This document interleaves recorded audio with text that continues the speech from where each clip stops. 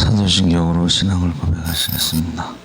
전능하사 천지를 만드신 하나님 아버지를 내가 믿사오며 그 외아들 우리 주 예수 그리스도를 믿사오니 이는 성령으로 잉태하사 통정녀 마리아에게 나시고 본디오 빌라도에게 고난을 받으사 십자가에 못 박혀 죽으시고 장사한 지 사흘 만에 죽은 자 가운데서 다시 살아나시며 하늘에 오르사 전능하신 하나님 우편에 앉아 계시다가 산 자와 죽은 자를 심판하러 오시리라. 성령을 믿사오며 거룩한 공회와 성도가 서로 교통하는 것과 죄를 사하여 주시는 것과 몸이 다히 사는 것과 영원히 사는 것을 믿사옵나이다. 아멘. 찬송가 350장 찬송하시겠습니다.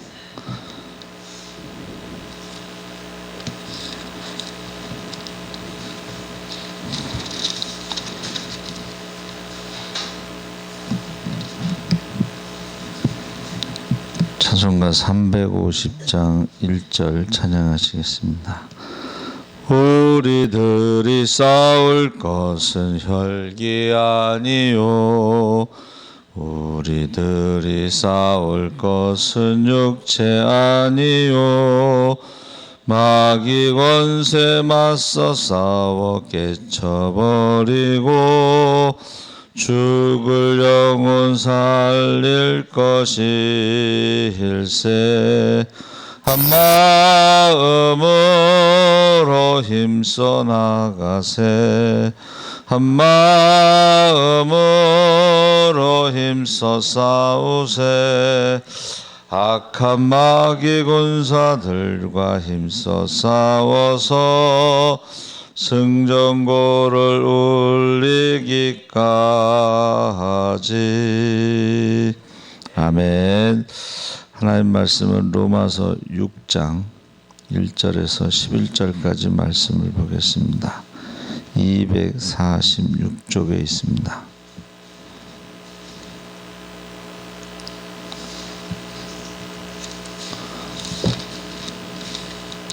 로마서 6장 1절에서 11절까지 다 같이 읽겠습니다. 그런즉 우리가 무슨 말을 하리요? 은혜를 더하게 하려고 죄에 거하겠느냐? 그럴 수 없느니라. 죄에 대하여 죽은 우리가 어찌 그 가운데 더 살리요? 무릇 그리스도 예수와 합하여 세례를 받은 우리는 그의 죽으심과 합하여 세례를 받은 줄을 알지 못하느냐? 그러므로 우리가 그의 죽으심과 합하여 세례를 받음으로 그와 함께 장사되었나니 이는 아버지의 영광으로 말미암아 그리스도를 죽은 자 가운데서 살리심과 같이 우리로 또한 새 생명 가운데서 행하게 하려 함이라. 만일 우리가 그의 죽으심과 같은 모양으로 연합한 자가 되었으면 또한 그의 부활하심과 같은 모양으로 연합한 자도 되리라. 우리가 알거니와 우리의 옛사람이 예수와 함께 십자가에 못 박힌 것은 죄의 몸이 죽어 다시는 우리가 죄에게 종노릇하지 아니하려 함이니 이는 죽은 자가 죄에서 벗어나 의롭다 하심을 얻었음이라.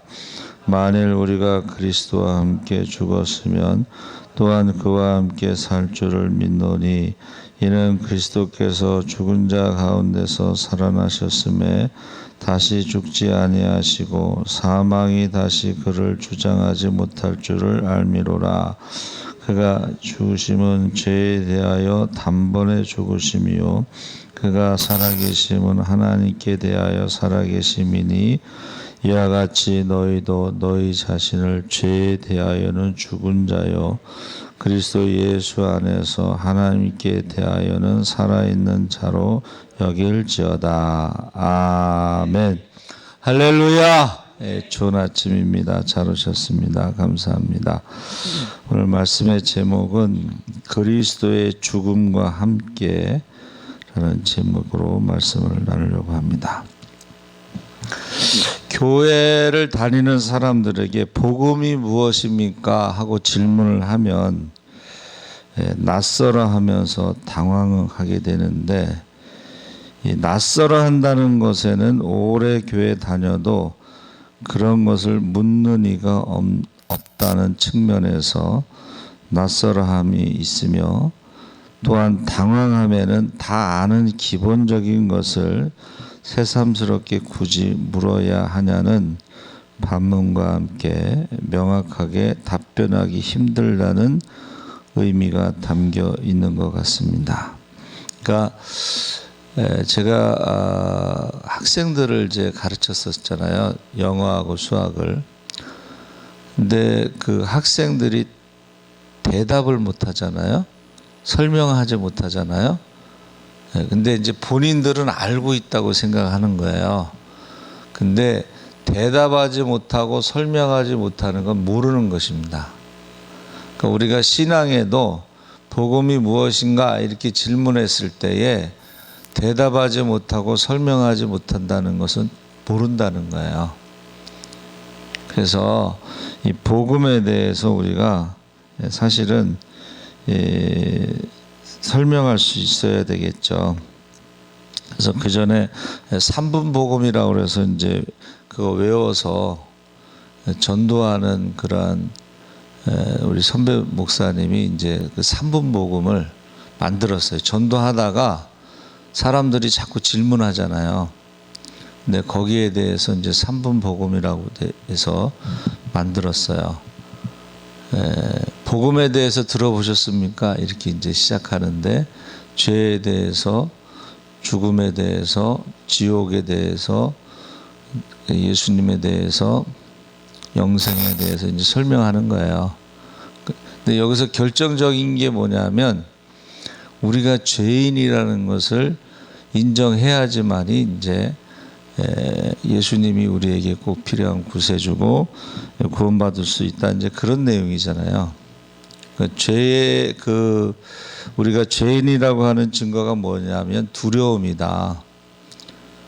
우리 선배 목사님이 성경 전체를 이제 이렇게 정리를 한 게, 우리가 죄인이라고 하는 증거 중에 첫째가 두려움, 그 다음에 미움, 그 다음에 뭐 질병, 그 다음에 죽음, 뭐 이렇게 해서 한 4가지 정도를 정리를 했어요. 그래서 하여튼 책을 많이 쓰셨더라고요. 국회 도서관에 가서. 우리나라에서 책이 제일 많은 데가 이제 국회 도서관인데, 그래서 우리가 복음에 대해서 다시 한번 이야기할 때에, 어떤 분은 이제 새신자들을 대상으로 해서는 뭐 복음에 대해서 설교하고, 그 다음에 기존 신자들에 대해서는 이제 성장, 성숙에 대해서 설교해야 된다, 이게 구분하는 경우도 있는데 그렇지 않다는 거예요. 다시 말하면 성경 전체는 복음에 대해서 말하고 있다. 그래서 로마서 1장 1절에 4절에서 그 이야기를 하고 있는데, 예수 그리스도의 종 바울은 사도로 부르심을 받아 하나님의 복음을 위하여 택정함을 입었으니, 이 복음은 하나님이 선지자들을 통하여 그의 아들에 관하여 성경에 미리 약속하신 것이라. 여기 선지자들을 통하여가 이제 구약 성경을 말하는 것이고, 결정적으로 예수님께서 엠마오로 가는 두 제자에게 성경을 풀어주실 때에 모세오경과 선지자의 글과 시편에서 나오는 메시아에 대해서 쭉 설명하셨죠. 사실은 구약 성경 전체도 하나님의 복음, 아들에 관해서 증거하고 있다. 또 요한복음 5장 32절에는 너희가 성경에서 영생을 얻는 줄 알고 상고하거니와, 요즘 성경은 연구하거니와, 이 성경이 나에 대해서 증거한다. 여기서 성경은 구약 성경을 말하는 것입니다. 그렇죠? 그래서 그의 아들에 관하여 말하면 육신으로는 다윗의 혈통에서 나셨고 성결의 영으로는 죽은 자들 가운데서 부활하사 능력으로 하나님의 아들로 선포되셨으니 곧 우리 주 예수 그리스도시니라. 그래서 예수님에 대해서 참 하나님, 참 인간, 이게 신학적으로는 굉장히 어려운데 성경은 로마서에서 간단하게 육신으로 오신 것은 다윗의 자손으로 오셨다. 족보. 그리고 참 하나님이 되신 것은 성결의 영으로 부활하셨다. 이 두 가지로 이제 증명을 하고 있는 거예요. 그래서 우리가 로마서를 생각할 때 보니까 하나님의 복음이라는 것에 초점을 맞추고 있다 하는 것을 알 수가 있습니다. 그래서 그런즉 우리가 무슨 말을 하리요? 오늘 본문에 은혜를 더하게 하려고 죄에 거하겠느냐? 그러니까 사람들이요, 은혜를 더하기 위해서 죄에 거한다고 생각을 하는데 그게 아니라는 거죠. 지금 죄에 있던 사람들이 하나님의 은혜 안으로 옮겨진 거예요. 사망에서 생명으로 옮겨진 거예요. 더 이상 죄 가운데서 은혜를 받는 게 아니고 그냥 하나님의 은혜 가운데서 살아가고 있는데, 그러기 위해서 반드시 죽어야 되는 거예요. 자기가 죽지 않으면 옮겨질 수가 없는 거예요. 그렇죠? 거기에 대해서 지금 말씀하고 있습니다. 그래서 5장 15절에 은사는 그 범죄와 같지 아니하니 곧 한 사람의 범죄를 인하여 많은 사람이 죽었은즉 아담의 범죄로 인해서 더욱 하나님의 은혜와 또한 한 사람 예수 그리스도의 은혜로 말미암은 선물은, 은사가 선물이라는 뜻입니다, 많은 사람에게 넘쳤느니라. 그래서 20절에 율법이 들어온 것은 범죄를 더하게 하려 함이라. 그러나 죄가 더한 곳에 은혜가 더욱 넘쳤나니라고 했다는 것은 은혜를 강조하기 위한 것이지 죄를 강조하기 위해서, 우리가 예수 믿고서도 계속 죄 가운데 있어야 은혜를 받는다고 하는 것은 잘못 알고 있다 하는 것입니다. 그래서 우리가 구원 이후의 삶에 대해서 지금 설명하고 있는데, 사도 바울이 말하는 것은 뭐예요? 죄에 거하겠느냐, 이 말은 이제 여기서 홍해를 건넜잖아요. 이스라엘 백성들이 홍해를 건넌 것을 세례를 받았다, 이렇게 설명하고 있습니다. 그러니까 이미 홍해를 건넜으면, 우리가 예수 믿고 세례를 받았으면 이제는 죄와는 상관없는, 애굽하고는 상관없는 삶을 사는데, 문제는 몸은 홍해를 건넜는데 마음이 아직도 애굽에 있는 거예요. 마음이. 그래서 사도 바울이 뭐라고 그랬냐면 나는 날마다 죽노라. 지금 우리가 은혜라는 말을 설명할 때에 계속 6장 1절에서 11절에 죽음이라는 단어가 계속 반복되잖아요. 그렇죠? 그러니까 이게 지금 몸은 건넜는데 아직 마음이 애굽에 있고 마음이 아직 죽지 않아서, 마음이 홍해를 건너지 않아서 계속 이러한 일이 일어나고 있다. 죄가 많은 곳에 은혜가 있다라고 착각하고 있다는 것입니다. 그래서 죄라는 것이 뭐냐 했더니 하나님과의 관계에서, 인간이 죄인이란 말은 하나님의 의와 전혀 관계없는 다른 권세에 매여 있다는 것이다. 죄가 뭐예요? 하나님과의 관계가 없고 다른 세력에 매여 있는, 다시 말하면 마귀에게 매여 있는, 그리고 욕심에 매여 있고 세상에 매여 있고, 이게 죄라는 거예요. 근데 우리가 세례를 받을 때는 이미 세상과는 관계가 끊어진, 마귀와도 관계가 끊어지고 욕심과의 관계도 끊어진 상태에서 하나님과의 관계가 회복된 영적인 죽음에서 새 생명으로 원래의 하나님의 형상으로 회복되었기 때문에 우리가 죄 가운데 거하여서 은혜를 더한다는 말은 너희가 잘 모르기 때문에 하는 소리다. 그렇게 말하고 있는 것입니다.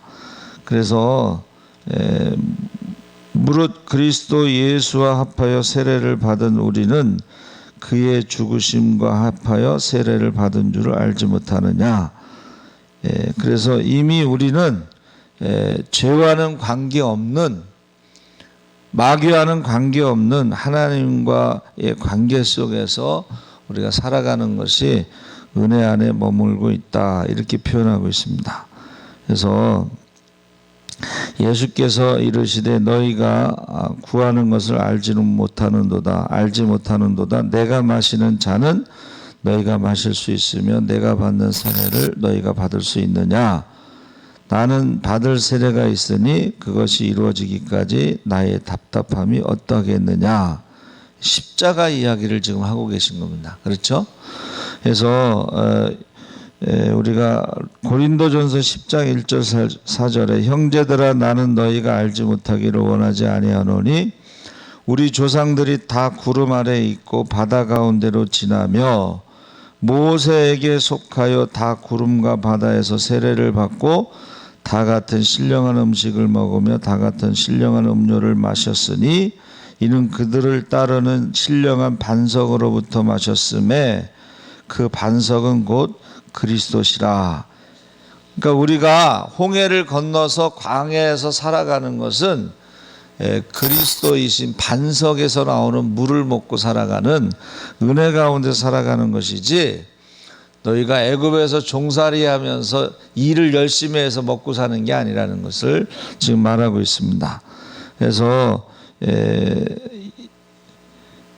내가 네게 이르노니 너는 베드로라. 내가 이 반석 위에 내 교회를 세우리니 음부의 권세가 이기지 못하리라. 그래서 교회라는 것은 예수님이라고 하는 반석 위에 베드로의 신앙 고백으로 세워진 것으로 우리가 더 이상 교회는 음부의 권세가 이기지 못하는 것이다 하고 교회에 대해서 설명해 주고 있습니다. 그래서 우리가 예수님의 십자가 죽음에 의해 다시는 죽음의 권세가 다스릴 수 없는 존재로 우리가 살아가는 것이다. 그러니까 우리가요, 예수를 믿는다는 것은 이제 죄에 대해서는 죽었기 때문에 십자가에서 죽었잖아요. 죄값으로. 그리고 주님과 함께 부활하셨으므로 새로운 피조물로 살아가는 거예요. 그러니까 은혜 안에 거하면서 살아가는 것인데 자꾸 사람들이 그것을 이해하지 못하는 거예요. 그러니까는 우리가 그 예수 믿고 나서는 마치 그냥 마음대로 살아도 되는 것처럼 말하지만 그럴 수 없다는 거예요. 이미 죽은 사람이잖아요. 죄에 대해서 죽은 사람이 어떻게 죄를 짓겠어요. 그래서 사람이 죽으면 어떻게 해요? 모든 재판이 정지되는 거, 중지되는 거예요. 이미 범죄자가 죽었을 때는 더 이상 수사할 의미가 없어요. 이미 죽었기 때문에. 그렇죠? 그러니까 저와 여러분이 예수를 믿는다는 것은 육신적으로는 주님과 함께 십자가에서 죽은 것이다. 그리고 이제는 우리는 새로운 피조물로 은혜 안에 머무는 것이지 아직도 죄 안에서 머무는 것이 아니다. 그렇게 말하고 있습니다. 그래서 이 세례가 그래서 그만큼 중요한 거예요. 세례를 받는다는 것은 나는 죽었다. 그리스도와 함께해서 죽었다. 이것을 사람들에게 알리는. 근데 이 육신이요, 살아난다는 거야, 다시. 그래가지고 사도 바울이 뭐라는 거예요? 난 날마다 죽노라. 날마다 죽지 않으면요, 육신이 살아나는 거예요. 그래서 한번 죽으면 세상에서는 한번 죽으면 끝나잖아요. 근데 이게 육신이라는 것은 여러분, 바디는 이 몸을 말하는 거예요. 육신이 한번 죽으면 살아나지 않는데 육체라는 말이 있어요. 플래시. 육체라는 건 뭐예요? 하나님을 거역하는 인간의 죄성은 살아난다는 거예요. 그래서 사도 바울이 날마다 죽노라. 그래서 주님이 뭐라 그러셨어요? 날마다 자기를 부인하고 십자가를 지고 나를 따르지 않으면 제자가 될 수 없다. 그러니까 우리가 신자입니까? 제자입니까? 이런 책이 있어요. 신자는 교회에 다니는 사람이고 제자는 날마다 자기를 부인하고 십자가를 지고 주님을 따르는 사람을 제자라고 부른다는 것입니다. 그래서 사도 바울이 뭐라고 고백해요? 우리 주 예수 그리스도의 십자가 외에 결코 자랑할 것이 없으니 그리스도로 말미암아 세상이 나를 대하여 십자가에 못 박히고 내가 또한 세상에 대하여 그러하니라. 십자가 외에는 자랑할 것이 없다는 것은 내가 죽었다는 것 외에는 자랑할 것이 없다. 주님이 나를 위해서 대신 죽으셨다는 것 외에는 자랑할 것이 없다. 그래서 죽은 자에 대해서 신약에서는 이제 네크로스라고 그랬는데 이것은 시체를 말하는 거예요. 근데 좀 전에 말씀드린 것처럼 우리의 몸, 바디가 죽으면 살아나지 않는데 하나님을 거역하고 불순종하는 것은 플래시는 육체는 살아난다는 거예요. 그래서 날마다 자기를 죽이지 않으면 주님을 따를 수가 없다는 것입니다. 그래서 구약에는 창세기 23장 3절에 시체라는 말이 처음 나오는데 무트라고 그랬어요. 무트. 이 무트라고는 히브리어는 십자가를 묵상하는 거예요. 자, 우리가 죽기 위해서는 어떻게 해야 돼요? 십자가에서 주님과 함께 내가 죽었다. 정과 욕심을 못 박았다 하는 것을 묵상하는 거예요. 그래서 십자가에서 죽지 않은 사람들, 그것도 날마다 죽지 않으면요, 과거에 한번 죽었다고 해도 우리의 플래시, 죄성, 이게 살아난다는 거예요.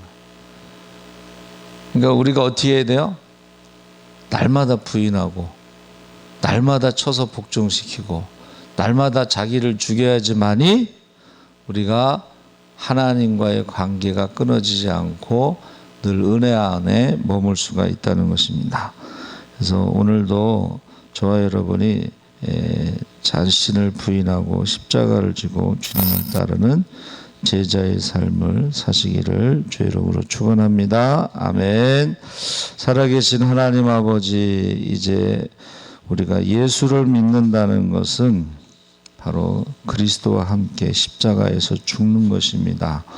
근데 우리의 육신은 날마다 살아나기 때문에 하나님을 거역하고 불순종하는 그 육체를 날마다 쳐서 복종시키고 사도 바울이 고백한 것처럼 날마다 죽게 하여 주시옵소서. 해서 하나님과의 관계가 끊어지지 않게 하여 주시옵소서. 우리 강영원 장로님, 하나님께서 영육간에 강건하게 하셔서 감사의 힘을 드렸습니다. 하나님이 지켜주시지 않으면, 붙잡아 주시지 않으면 우리가 연약한 질그릇입니다. 하나님께서 늘 붙잡아 주시고